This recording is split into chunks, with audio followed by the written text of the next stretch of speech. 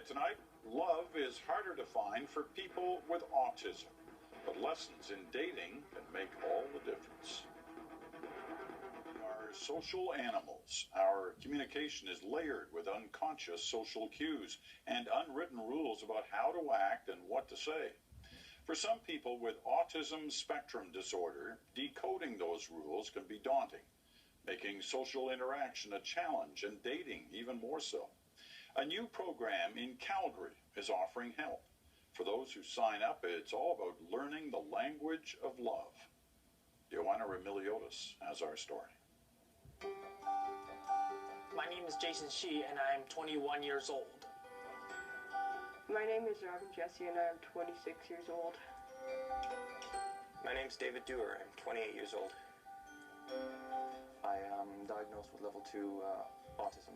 Asperger's, OCD, and ADD. The reason why I'm here is to learn social skills. It's because I often see myself as being socially inadequate, and I came here so I can learn all the various skills I need to be socially successful. Meet the young, eligible, and autistic. They're smart, sweet, and funny, and keen to snag that special someone. Only problem, they don't have a clue how to do it. This week, we're going to learn more about romantic relationships. You see, when it comes to social skills, these 20-somethings just weren't born with them. So they've come to learn social cues that are second nature to most of us, but are foreign to the autistic brain. At a course that's proving what seems innate can be learned. So that was very good. Michael Barrett teaches the peers program here in Calgary. All right, great. Time out. Teaching peers, in a way, is kind of sort of like teaching a foreign language. What the peers program tries to do is help them to learn to speak that language and through a language that they understand. We want to be able to practice giving a courtesy laugh because. And it starts with the very basics, stuff that most of us do naturally, like knowing when you're supposed to laugh at a joke. To get to the other side. Nice, good job. Some of the like social norms and techniques that other people just kind of pick up on, I've had to explicitly learn. My brain isn't so developed to handle social interactions.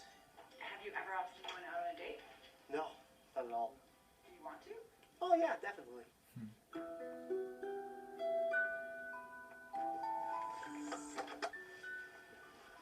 It's hard for Paul Gates to carry a regular conversation, let alone make romantic repartee. The 23-year-old lives with his parents in Strathmore, Alberta.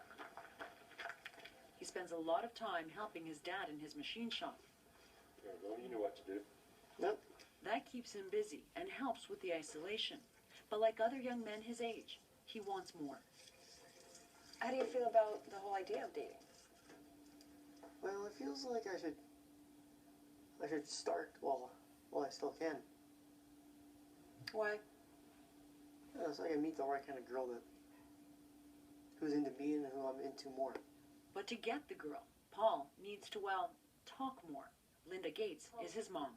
Sometimes if you know, you're talking to Paul and you might say, so did you go to Calgary today? Yeah. But he would never say, yeah, I went to Calgary today because we went to the peers program and we went for dinner first. He doesn't elaborate. So, you know, the peers program is really good at teaching them to sort of elaborate on their conversations. I agree with you, David. It doesn't look natural. So what we want Emotions, tone of voice, facial expression can be baffling to read if you're on the spectrum. Peers teaches them how to start a conversation. Hey, Marian. Hi, Jason. How are you? Good. How are you? How to make a friend. I think I met your friend the other day, Jane, I think? Oh yeah, Jenny, yeah. And the trickiest of all social interactions, the ABCs of dating. So one of the things that I would like for us to practice is just quickly going around the room and practice flirting with your eyes. So making eye contact, looking away, making eye contact, looking away. Robin, you're up. Good job. Good work. The students practice with volunteer coaches. We good? Excellent. Good job. All right. Good job. The key to all of this is practice, a lot of it. The first thing is choosing appropriate people to date. So down the hall, parents are learning how to drive the weekly lessons home. And not everyone that is nice to you is flirting with you or wants to be in a relationship with you. So that's an important distinction that they're making over there. They're acutely aware there's a lot at stake. We know the research shows that individuals who do not establish good social foundation or a good social network later on in life run risk of a gambit of mental health concerns, isolation, depression, anxiety. You seemed a little bit more connected this week. A lot of parents come to us and they're really worried about, what's going to happen to my son or daughter, when I reach retirement or when I'm gone. We have so many children who come in and say, well, why would I connect with anybody because I have mom and dad? Okay, so you can call Joe and see what Joe's up to, Paul. But mom and dad are not always going to be there.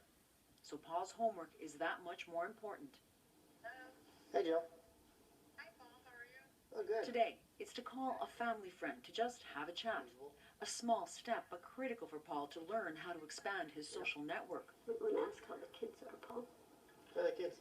Really? With prompts from his mom, he's encouraged to keep the conversation going. Yeah. Bye. What are you envisioning in your mind? Oh, mainly having good friends. And a girlfriend, too. That's mainly what I got in my mind almost every day. A girlfriend who just loves me for who I am. And who are you? I'm just a simple guy just trying to live out his regular everyday life. As a mom, what do you ultimately hope? What do you want for your son? I want the same as everybody else wants for their sons. I want them to be happy. I want them to be, I want them to have a good social life. I want him to be happy in whatever job or whatever he's doing at the time. And that's all. I don't want anything more for him than anybody else wants for their child. Paul, what's another general comment? I'm so funny. You're absolutely right. I am so. But it's harder for these young people to know how to go after that happiness.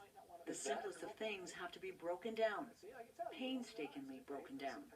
What could be the problem with staring at a person for too long? You look like a stalker. You look, harass them. Okay. They think that you're just. You're absolutely right. Social inept. They might think you're a creepy stalker. Yeah. So instead, what we want to do is maintain casual eye contact.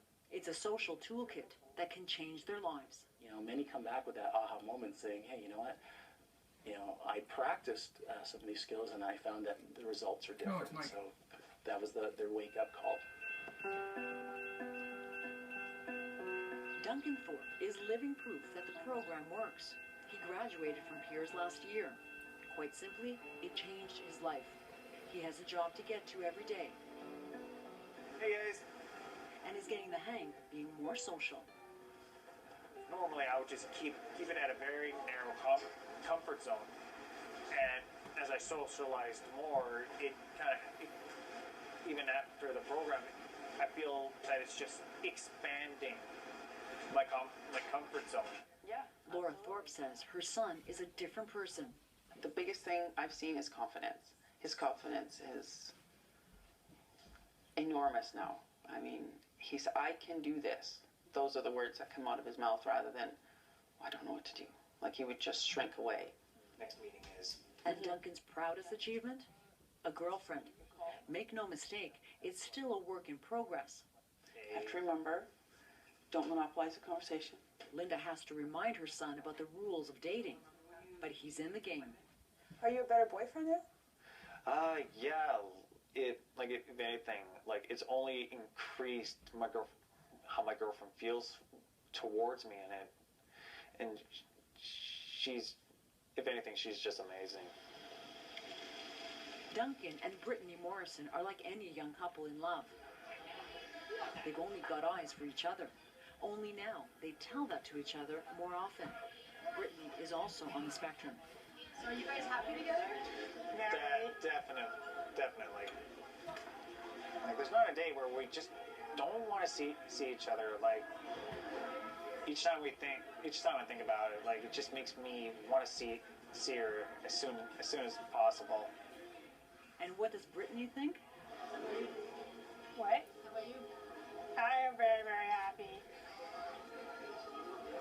So Beekeeper? Yes. I can't believe I got him on my first, like the second try of the dating thing. Seriously, a guy like this that's not that bad to look at, has a great personality. Freaking lucky. Let's face it, a romantic dinner may not be in the cards for every Piers grad, but you can't help rooting for all of them to get here, because they're so achingly honest, so without game or guile. Excellent. Good job, guys. It's that time in life when I'm expected to date. Jason. I felt like I would missed out on a very important part of life. No one can live alone. Well, at least not alone forever. Why is it important for you to meet someone? So I can spend half the time of my life with them. And learning to speak the language of love may just bring them all closer to that happy ending. Joanna Vermiliotis, CBC News, Calgary. Autism Nova Scotia has launched a peers program as well, and it's been very successful. Some school boards in that province even offer the course in high schools. Now, stay tuned for this.